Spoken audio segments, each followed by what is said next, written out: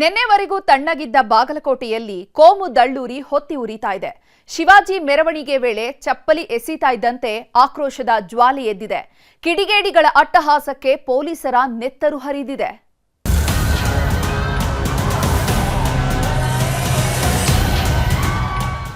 ನಿನ್ನೆ ರಾತ್ರಿ ಶಿವಾಜಿ ಜಯಂತಿ ಪ್ರಯುಕ್ತ ಬಾಗಲಕೋಟೆಯಲ್ಲಿ ಅದ್ಧೂರಿ ಶೋಭಾಯಾತ್ರೆ ನಡೆಸುತ್ತಿದ್ರು.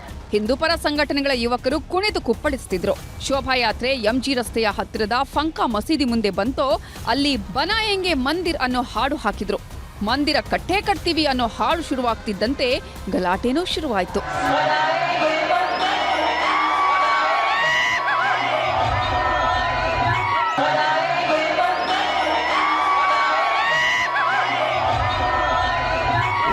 ಯಾವಾಗ ಬನಾಯಂಗೆ ಮಂದಿರ್ ಹಾಡು ಹಾಕಿದ್ರೋ ಮಸೀದಿಯ ಪ್ರಾರ್ಥನೆಗೆ ಬಂದಿದ್ದವರು ಸೌಂಡ್ ಬಗ್ಗೆ ತಕರಾರು ತೆಗೆದ್ರು.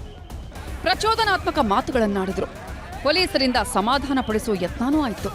ಇದರ ಮಧ್ಯೆನೇ ಮಸೀದಿ ಒಳಗಿನಿಂದ ಕಲ್ಲುಗಳು ತೂರಿ ಬಂದವು. ಚಪ್ಪಲಿಗಳನ್ನೂ ಎಸೆದ್ರು. ಪೊಲೀಸರು ಎಷ್ಟೇ ಕಂಟ್ರೋಲ್ ಮಾಡಿದ್ರೂ ಕಲ್ಲು ತೂರೋದನ್ನ ಕೆಲವು ದುಷ್ಕರ್ಮಿಗಳು ನಿಲ್ಲಿಸಲೇ ಇಲ್ಲ.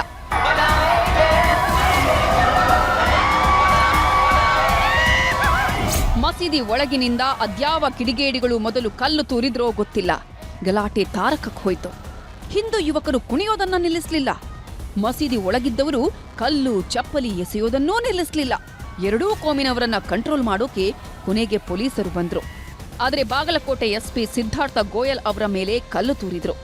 ಇದರಿಂದ ಎಸ್ಪಿ ಸೇರಿ 3 ಪೊಲೀಸರಿಗೂ ಗಾಯಗಳಾಯಿತು.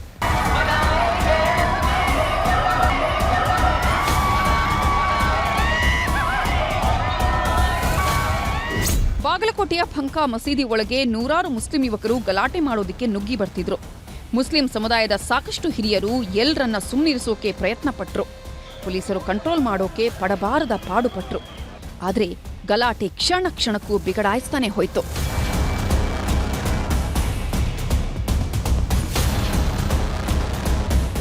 ಹಿಂದೂಪರ ಸಂಘಟನೆ ಯುವಕರು ಕಲ್ಲು ಚಪ್ಪಲಿ ತೂರಾಟದಿಂದ ರೊಚ್ಚಿಗೆದ್ರು. ಆ ಕಡೆ ಮಸೀದಿ ಒಳಗಿದ್ದ ಕೆಲವು ಯುವಕರು ಕೈ ಮಿಲಾಯಿಸೋದಕ್ಕೆ ಬರ್ತಿದ್ರು. ಕಲ್ಲೇಟು ಬಿದ್ದು ರಕ್ತ ಹೋಗ್ತಿದ್ರು. ಪೊಲೀಸರು ಕೊನೆಗೆ ಎಲ್ಲರನ್ನ ಮಸೀದಿ ಜಾಗದಿಂದ ಸಮಾಧಾನಪಡಿಸಿ ಕಳುಹಿಸಿದ್ರು. ಎಲ್ಲವೂ ತಣ್ಣಗಾಯ್ತು ಅನ್ನೋ ಹೊತ್ತಲ್ಲೇ ದುಷ್ಕರ್ಮಿಗಳ ಅಟ್ಟಹಾಸ ಮತ್ತೆ ಶುರುವಾಯಿತು. ಯಾವ ಮಟ್ಟಿಗೆ ಅಂದ್ರೆ ಬೀದಿ ಬದಿ ತರಕಾರಿ ವ್ಯಾಪಾರ ಮಾಡ್ತಿದ್ದವರ 4-5 ಗಾಡಿಗಳಿಗೆ ಬೆಂಕಿ ಹಚ್ಚಿ ವಿಕೃತಿ ಮೆರೆದ್ರು. ರಾತ್ರಿ 9:45ರಿಂದ 10 ಗಂಟೆಯ ಮಧ್ಯೆ ನಡೆದ ಈ ಗಲಾಟೆಯನ್ನ ಸಾಹಸ ಪಟ್ಟು ಪೊಲೀಸರು ಹತೋಟಿಗೆ ತಂದ್ರು.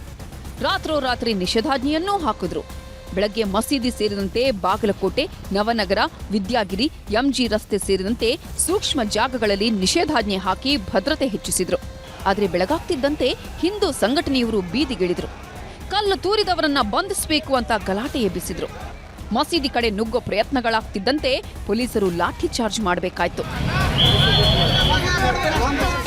ಒಂದ್ ಕಡೆ ಪೊಲೀಸರು ಧರ್ಮ ದಂಗಲ್ ಶುರುವಾಗದಂತೆ ಲಾಠಿ ಚಾರ್ಜ್ ಮಾಡಿದ್ರೆ, ಇನ್ನೊಂದ್ ಕಡೆ ಸದ್ದಿಲ್ಲದೆ ಕಲ್ಲು ತೂರಿ ಅಟ್ಟಹಾಸ ಮೆರೆದು ಗಲಭೆ ಸೃಷ್ಟಿಸಿದವರನ್ನೂ ಬೇಟೆಯಾಡಿದ್ರು.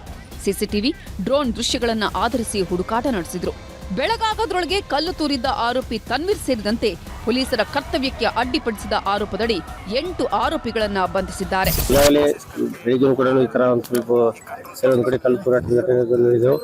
ಅವರು ಕೂಡ ಈಗ ಎಲ್ಲ ಫೋರ್ಸ್ ಮಾಡಿದ್ದಾರೆ. ನಾವು ಎಲ್ಲರೂ ಸಾರ್ವಜನಿಕರಲ್ಲಿ ಮನವಿ ಮಾಡ್ತೀವಿ, ಯಾವ ಧರ್ಮದವರಿಗೆ ಶಾಂತಿ ಕಾಪಾಡೋದು ಅಂತ ಕರ್ತವ್ಯ, ಯಾರು ಕಾನೂನು ಕೈ ತಗೋಬಾರ್ದು. ಇದೇ ಬಾಗಲಕೋಟೆ ದಂಗಲ್ ರಾಜಕೀಯ ಕೆಸರೆರಚಾಟಕ್ಕೂ ಕಾರಣವಾಯಿತು. ಅದರಲ್ಲೂ ಕಾಂಗ್ರೆಸ್ ಸರ್ಕಾರ ಅಧಿಕಾರದಲ್ಲಿದ್ದಾಗಲೇ ಈ ಥರ ಆಗ್ತಿದೆ ಅಂತ ಆರ್ ಅಶೋಕ್, ಪ್ರಹ್ಲಾದ್ ಜೋಶಿ, ವಿಜೇಂದ್ರ ಸೇರಿದಂತೆ ಎಲ್ಲರೂ ಆರೋಪ ಮಾಡಿದ್ರು. ಮಸೀದಿಯಿಂದ ಕಲ್ಲು ಹೊಡೆದವ್ರನ್ನ ಅರೆಸ್ಟ್ ಮಾಡೋದಿಲ್ಲ. ಯಾರೋ ಒಬ್ರು ಮಸೀದಿಗೆ ಇಲ್ಲಿಗಲ್ ಮಸೀದಿ ಇದೆ, ಬುಲ್ಡೋಸರ್ ಹಚ್ಚಿರಿ ಅಂತ ಅವ್ರನ್ನ ಹೋಗಿ ಅರೆಸ್ಟ್ ಮಾಡಿದ್ರು.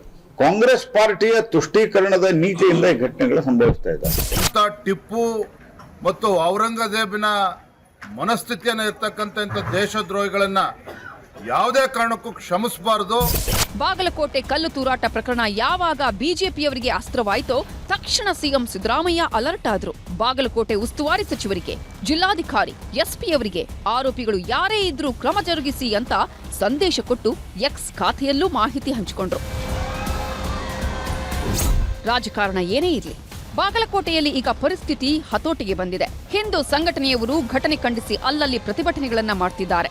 ಆದರೆ ಪೊಲೀಸರ ಮೇಲೆ ಕಲ್ಲು ತೂರಿದವರಿಗೆ, ಸಮಾಜದಲ್ಲಿ ಅಶಾಂತಿಯನ್ನ ಸೃಷ್ಟಿಸೋರಿಗೆ ಕಠಿಣ ಶಿಕ್ಷೆ ಆಗಬೇಕು. ಆಗ ಮಾತ್ರ ಇಂತಹ ಕೃತ್ಯ ನಡೆಸೋರಿಗೆ ಭಯ ಬರುತ್ತೆ. ಆ ಕೆಲಸವನ್ನ ಪೊಲೀಸರು ಮಾಡಿ ತೋರಿಸಬೇಕಾಗಿದೆ. ಮಂಜುನಾಥ್ ತಳವಾರ್, ನ್ಯೂಸ್ 18, ಬಾಗಲಕೋಟೆ. ಆಕೆ ಗಂಡನನ್ನ ಕಳ್ಕೊಂಡು ಒಬ್ಬಂಟಿಯಾಗಿದ್ದ ಮಹಿಳೆ. ಅನುಕಂಪದ ಆಧಾರದಲ್ಲಿ ಗಂಡನ ಸರ್ಕಾರಿ ಕೆಲಸ ಸಿಕ್ಕಿತ್ತು. ಮಕ್ಕಳು ಇಲ್ಲದೇ ಇದ್ದಿದ್ರಿಂದ ತಂಗಿ ಮಗನನ್ನೇ ದತ್ತು ಪಡೆದಿದ್ಲು. ಆದ್ರೀಗ ಈ ಮಗನೇ ಕಂಟಕವಾಗಿದ್ದಾನೆ.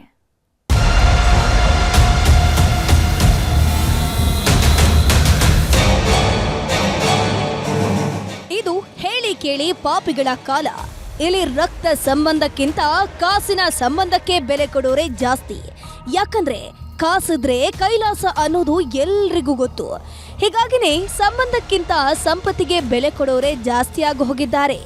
ಅದು ತಾಯಿ ಮಗ ಆದ್ರೂ ಅಷ್ಟೇ, ಒಡ ಹುಟ್ಟಿದವರು ಆದ್ರೂ ಅಷ್ಟೇ.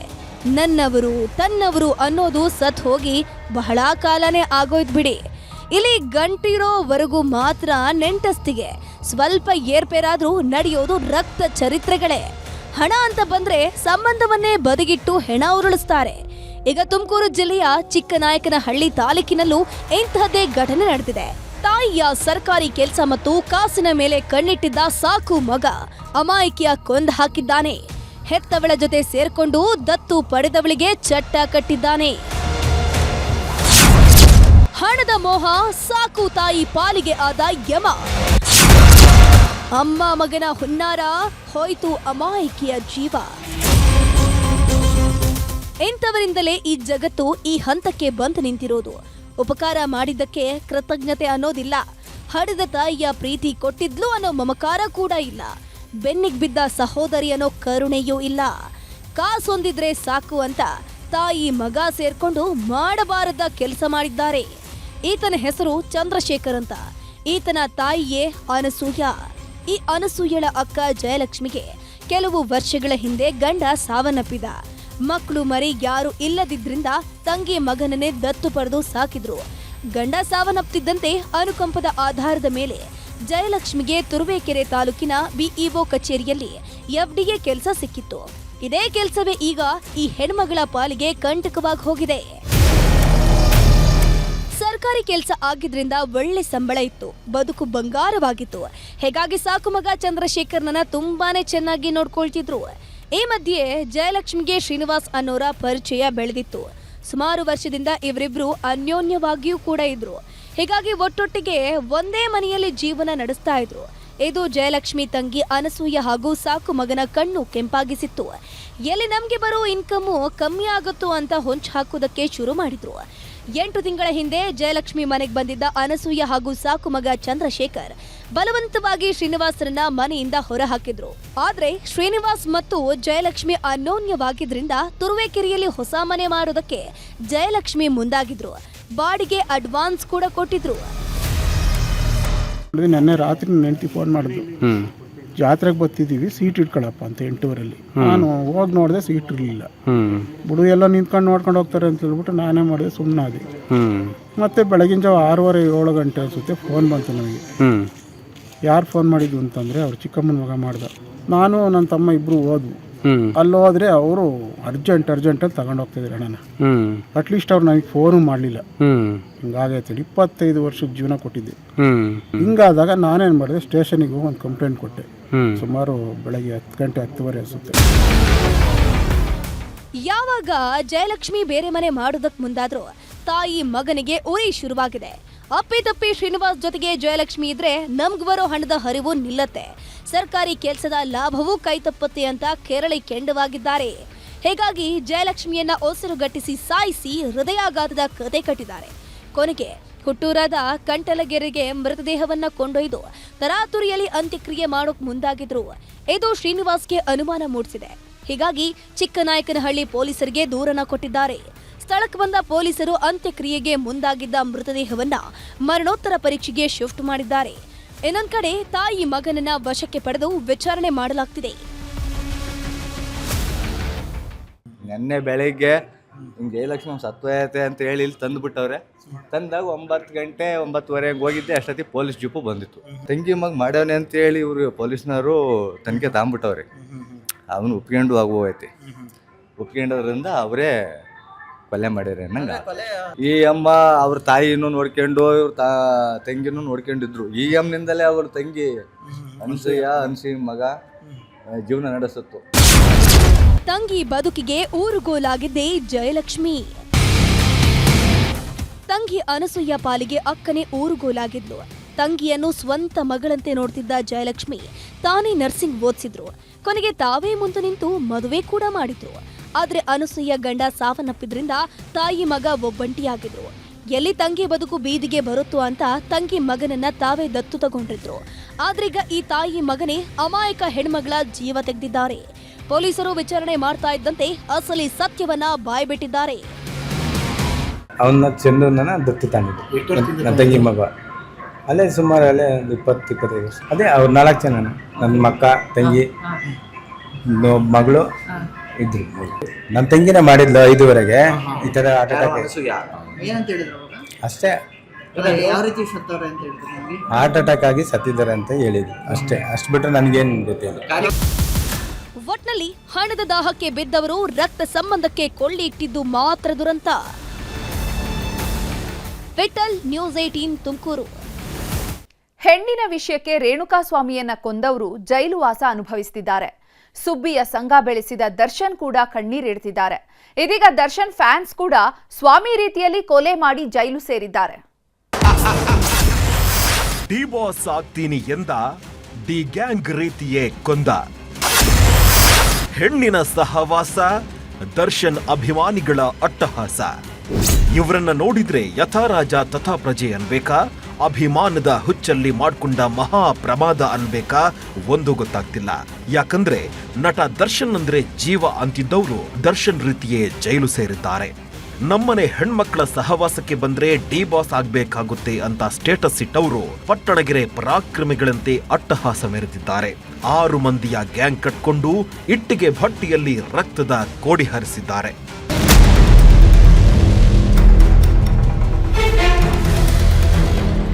ಇದೆಲ್ಲ ಸಿನಿಮಾ ಹುಚ್ಚೋ ಅಥವಾ ಪ್ರಾಯದ ಕಿಚ್ಚೋ ಒಂದೂ ಗೊತ್ತಾಗ್ತಿಲ್ಲ. ಸ್ವಾಮಿ ಕೊಲೆ ಕೇಸ್ನಲ್ಲಿ ಲಾಕ್ ಆಗಿರೋ ದರ್ಶನ್ ಒಂದೊಂದು ಕ್ಷಣವೂ ನರಕ ನೋಡ್ತಿದ್ದಾರೆ. ಜೈಲುವಾಸ ಅನುಭವಿಸೋದಕ್ಕೆ ಆಗದೆ ಕುಂತರೂ ನಿಂತರೂ ಕಣ್ಣೀರಿಡ್ತಿದ್ದಾರೆ. ಇಂಥ ಹೊತ್ತಲ್ಲೇ ದರ್ಶನ್ ಅಭಿಮಾನಿಗಳು ಕೂಡ ದರ್ಶನ್ ರೀತಿಯೇ ಜೈಲು ಸೇರಿದ್ದಾರೆ. 2 ದಿನದ ಹಿಂದೆ ಚಿತ್ರದುರ್ಗ ಜಿಲ್ಲೆಯ ಮೊಳಕಾಲ್ಮೂರಿನ ಇಟ್ಟಿಗೆ ಭಟ್ಟಿಯಲ್ಲಿ ಕಾರ್ಮಿಕನ ಹೆಣ ಬಿದ್ದಿತ್ತು. ಭೀಕರವಾಗಿ ಕೊಂದು ಹಾಕಿದವರು ಅಪಘಾತದ ರೀತಿ ಸೀನ್ ಕ್ರಿಯೇಟ್ ಮಾಡಿದ್ರು. ಇದರ ಹಿಂದೆ ಬಿದ್ದ ಖಾಕಿ ಪಡೆ 48 ಗಂಟೆಯಲ್ಲಿ ದರ್ಶನ್ ಅಭಿಮಾನಿಗಳ ಹೆಡೆಮುರಿ ಕಟ್ಟಿದ್ದಾರೆ.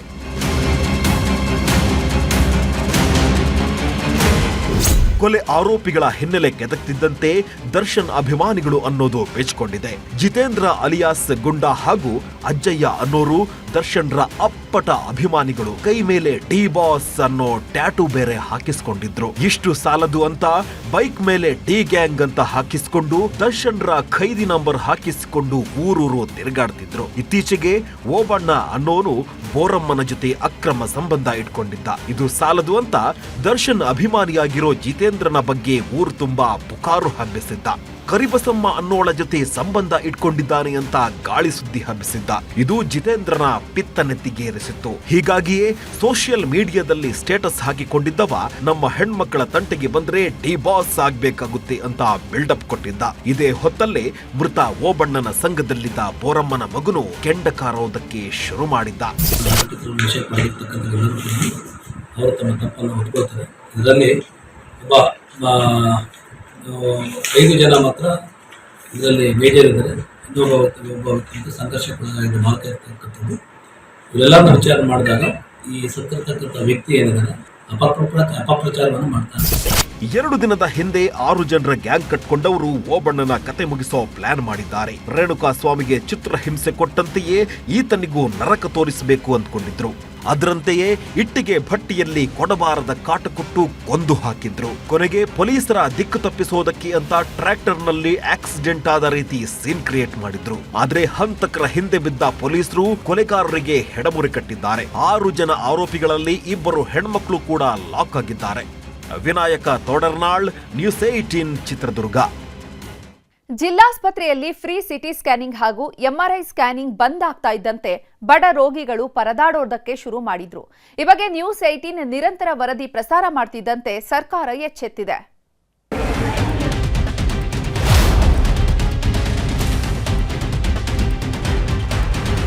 ಎಂಆರ್ಐ ಸ್ಕ್ಯಾನ್ ಮಾಡಲು 2,500ರಿಂದ 5,000ವರೆಗೆ ಹಣವನ್ನು ಖರ್ಚು ಮಾಡಿರತಕ್ಕಂಥ ಅನಿವಾರ್ಯ ಪರಿಸ್ಥಿತಿ ನಿರ್ಮಾಣ ಆಗಿದೆ. ರಾಜ್ಯದ ಬಡ ರೋಗಿಗಳಿಗೆ ಧ್ವನಿಯಾಗಿರುವಂಥದ್ದು ನಿಮ್ಮ ನ್ಯೂಸ್ 18 ಕನ್ನಡ. ಆರೋಗ್ಯ ಇಲಾಖೆಯನ್ನ ಬಡಿದೆಬ್ಬಿಸಿದ ನ್ಯೂಸ್ 18 ವರದಿ ಬಡ ರೋಗಿಗಳಿಗೆ ಫ್ರೀ ಸ್ಕ್ಯಾನ್ ಆಗುವಂತಾಗಿದೆ.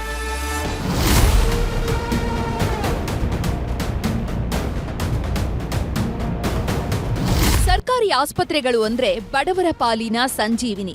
ಯಾಕಂದ್ರೆ ಸಾವಿರಾರು ರೂಪಾಯಿ ಸುರಿದು ಖಾಸಗಿ ಆಸ್ಪತ್ರೆಯಲ್ಲಿ ಟ್ರೀಟ್ಮೆಂಟ್ ತೆಗೆದುಕೊಳ್ಳೋದಕ್ಕೆ ಆಗಲ್ಲ ಅಂತ ಸರ್ಕಾರಿ ಆಸ್ಪತ್ರೆಗಳನ್ನೇ ನಂಬ್ಕೊಂಡಿರ್ತಾರೆ.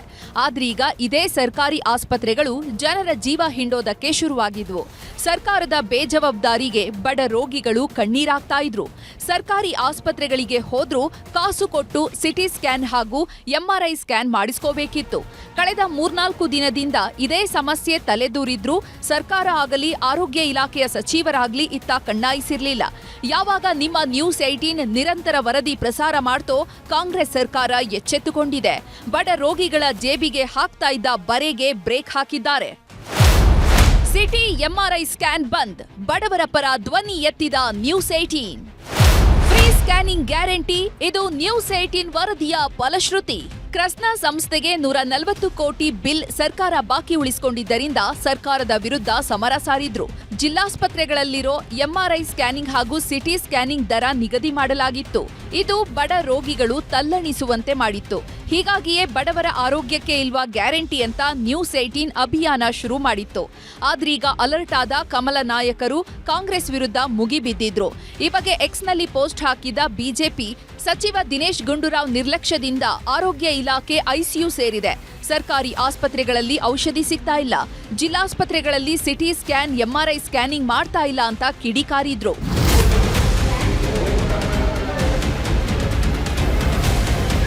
ಯಾವಾಗ ಎಲ್ಲಾ ಕಡೆ ಆಕ್ರೋಶ ವ್ಯಕ್ತವಾಯಿತೋ ಆರೋಗ್ಯ ಸಚಿವರು ಅಲರ್ಟ್ ಆಗಿದ್ದಾರೆ. 2-3 ದಿನಗಳಲ್ಲಿ ಸ್ಥಗಿತಗೊಂಡ ಸೇವೆಯನ್ನ ಪುನರಾರಂಭ ಮಾಡ್ತೀವಿ ಅಂತ, ಹಾಗೂ ಬಿಪಿಎಲ್ ಕಾರ್ಡ್ನವರಿಗೆ ಫ್ರೀಯಾಗಿ ಸ್ಕ್ಯಾನಿಂಗ್ ಮಾಡ್ತೀವಿ, ಹಾಗೆ ಎಪಿಎಲ್ ಕಾರ್ಡ್ ಇದ್ದವರಿಗೆ 30% ಸಬ್ಸಿಡಿ ನೀಡ್ತೀವಿ ಅಂದಿದ್ದಾರೆ. ಅಷ್ಟೇ ಅಲ್ಲ, ಎಲ್ಲಾ ಕಡೆ ಎಷ್ಟೆಷ್ಟು ಸ್ಕ್ಯಾನಿಂಗ್ ಮಾಡಿದ್ದಾರೆ ಅನ್ನೋದರ ವರದಿಯನ್ನ ನೀಡಿ ಅಂತ ಅಧಿಕಾರಿಗಳಿಗೆ ಸೂಚನೆ ನೀಡಿದ್ದಾರೆ. 2024 ಆಗಸ್ಟ್ ತಿಂಗಳಲ್ಲಿ ನಾವು ಸ್ವಲ್ಪ ನಮಗೆ ಗಮನಕ್ಕೆ ಬಂತು, ಇದು ಎಕ್ಸೆಸ್ ಸ್ಕ್ಯಾನ್ಗಳಾಗ್ತಾ ಇದೆ ಅಂತ.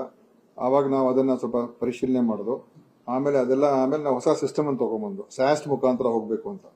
ಅದು ಮಾಡೋದ ನಂತರ ಏನು ಹಿಂದೆ ಸ್ಕ್ಯಾನ್ಗಳಾಗ್ತಾ ಇತ್ತು ಆಲ್ಮೋಸ್ಟ್ 30 to 40% ಕಮ್ಮಿ ಆಗೋಯ್ತು. ಅದು ನಾವು ಕೊಡಕ್ ಬರಲ್ಲ ಅಂತ ನಾವು ಹೇಳ್ಬಿಟ್ಟಿದ್ದೀವಿ. ಒಟ್ನಲ್ಲಿ ರಾಜ್ಯದಲ್ಲಿ ಬಂದ್ ಆಗಿದ್ದ ಫ್ರೀ ಸಿಟಿ ಸ್ಕ್ಯಾನಿಂಗ್ ಹಾಗೂ ಎಂಆರ್ಐ ಸ್ಕ್ಯಾನಿಂಗ್ ಸಮಸ್ಯೆಗೆ ಸರ್ಕಾರ ಪರ್ಯಾಯ ಮಾರ್ಗ ನೀಡಿದೆ. ಈ ಮೂಲಕ ಬಡ ರೋಗಿಗಳ ಧ್ವನಿಯಾದ ನ್ಯೂಸ್ 18 ವರದಿಗೆ ಫಲಶ್ರುತಿ ಸಿಕ್ಕಂತಾಗಿದೆ. Bureau report, news 18.